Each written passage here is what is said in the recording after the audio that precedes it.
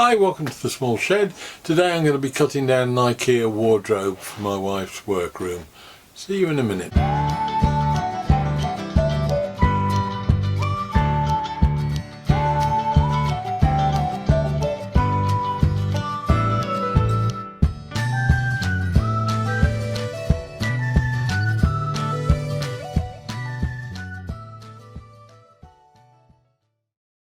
Now, I mentioned in a previous video in this series that we were going to have a corner wardrobe fitted into my wife's workroom, and I think I left it at the point where I'd cleared all the space for it.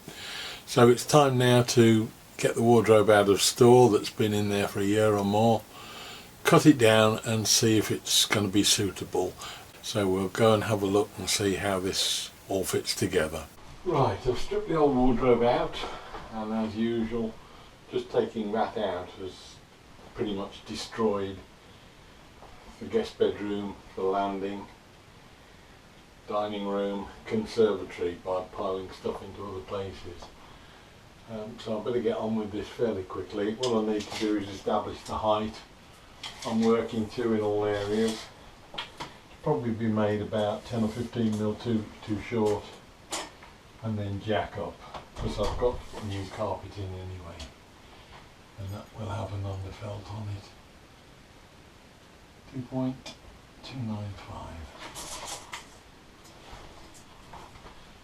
Check it everywhere. 2.295.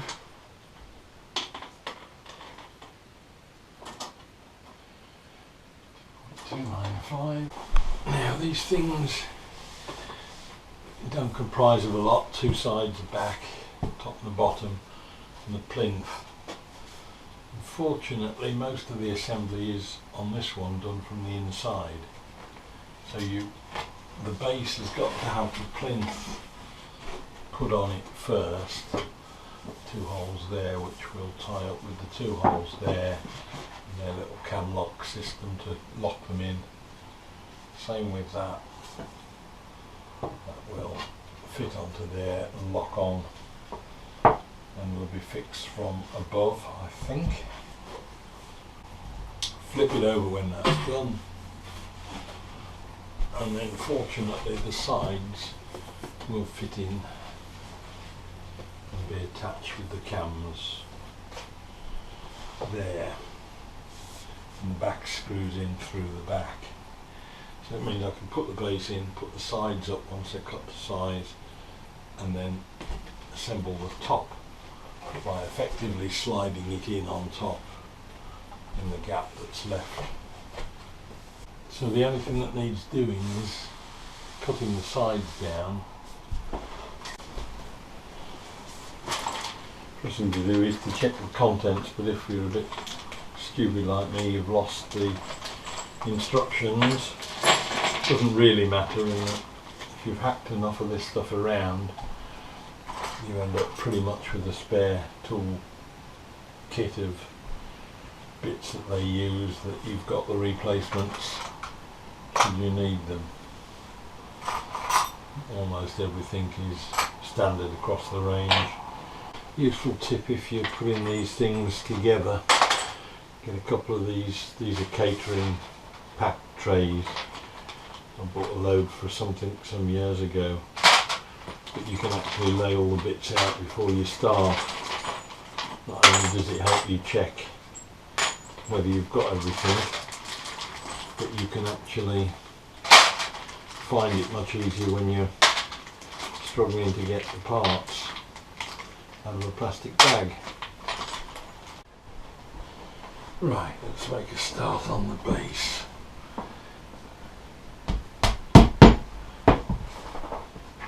I tend to use a normal screwdriver on these because going with a rattle gun or anything, it's very easy to just blitz the timber out, and I call it timber, it's chipboard, but blitz it out and just strip the threads, so it doesn't need any great force.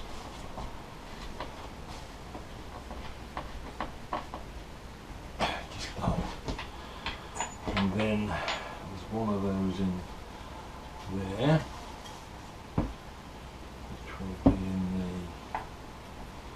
top.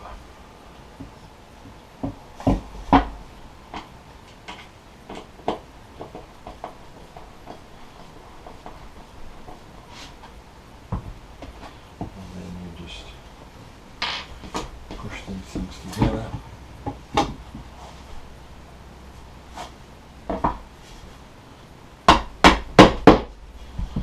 Put the cam in. Tighten them up. Jobs are good. Same here. Put that into there. Goes on there.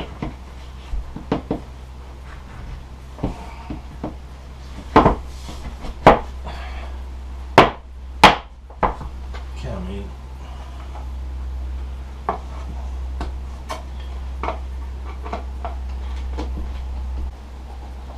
And just do these up. Nip them up tight. And that's pretty much it. Pop the inserts in for the feet. The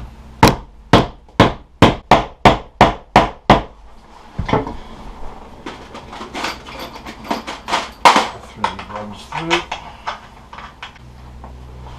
Everything's done. It's as easy as that.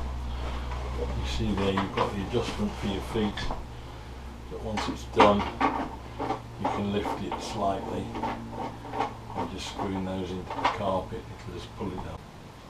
So that's it. All I need to do now is cut the sides down.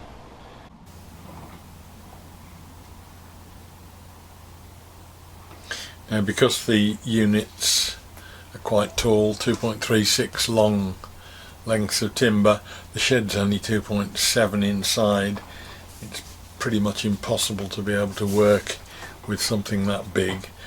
So I took the opportunity to get out in the garden and try out the new MW1000 clone that I'd built, which seems to be fulfilling its function, its role properly.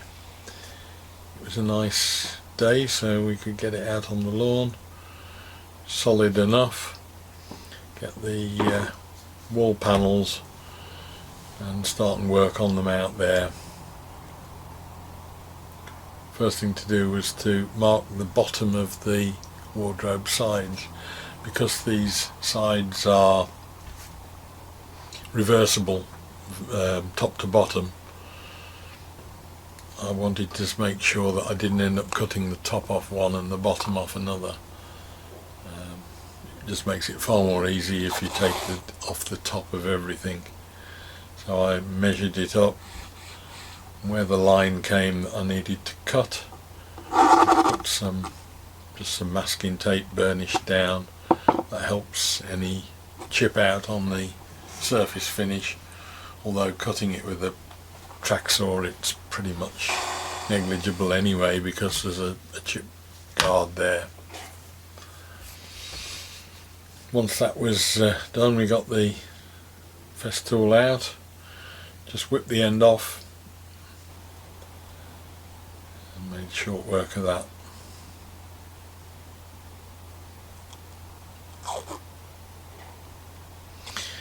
The holes that needed moving down to replace the ones I'd cut off were marked out, and then I just got a drill, tried with several different sizes till I found the exact size diameter wise. I think it was a 4mm or a 5mm I think, and then pushed the drill into the hole and marked that again with masking tape so that you've got a guide for depth as well, and then I could re-drill the holes.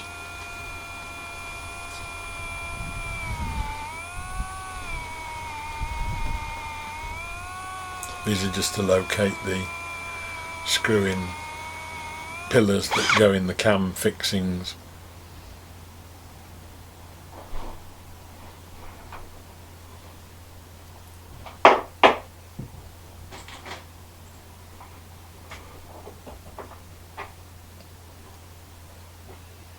And then it was back into the workroom and just start to put the back on it and fix one of the sides so that I could then get on and fix the top.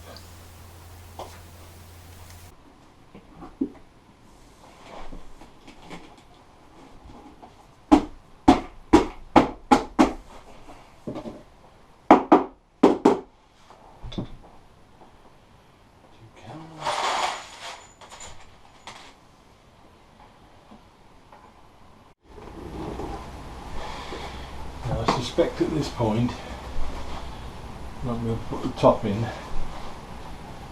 unless you've got the one of the sides off. I'm going to put the top in now, and then I can drop that side onto it.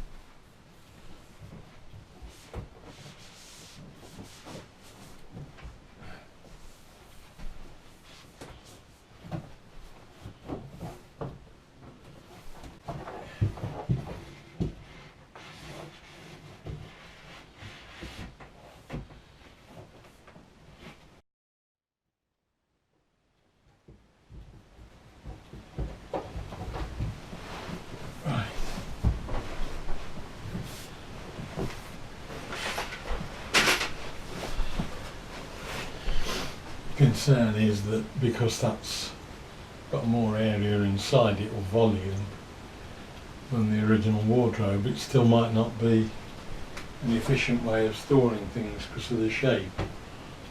So we're going to have a look, get all the stuff in there, live with it for a bit and see whether or not we stick with that or go for a full wardrobe that way. So this is where we've got to at the moment. The wardrobe has been tried out for space. It does hold an awful lot, but it's quite difficult to actually get into those corners, and you can't see what's in there when you do. And apart from the fact we can get a spare sewing machine in the bottom, depth wise, there's not really any great advantage over that corner arrangement over the original wardrobe, which we've brought back in at the moment just to try it out with decent storage inside it, and in fact that's proving to be a far better option. So what we're going to do next, I think, is pull that back out. That's 700 wide. I'm going to get either a 1 metre wide wardrobe or two 500s, shift all these other units along, and we'll have a go at putting it in with that flat against the wall, because I think ultimately it's a far better solution. It's not a complete waste. Plan B was to reuse that if possible, so it's not a complete waste of time and effort. It just so happens that next door in my own workroom, which is an even bigger mess, there is a corner which is pretty much identical and which needs the storage sorting out in. So I think we're going to take that one down, and at a future time we'll make this wardrobe fit in here in my workroom. So there we are. Phase one of the operation's been a bit of a waste of time. Not entirely wasted, in as much as we've learnt what we really do want. But it's always worth having that plan B in mind, because otherwise you could have spent a lot of money on an expensive wardrobe and then found it wasn't what you needed. I shall be reusing that one in my workroom, so not all is not lost. We'll go up to Ikea and get some more units, and hopefully on the next one I'll show you where we get to. Similar sort of operation, so I won't waste too much time cutting the units down, but then we can move on and get on with the rest of the room refurbish. So I'll see you hopefully next week. We'll have something different. See you then. Bye.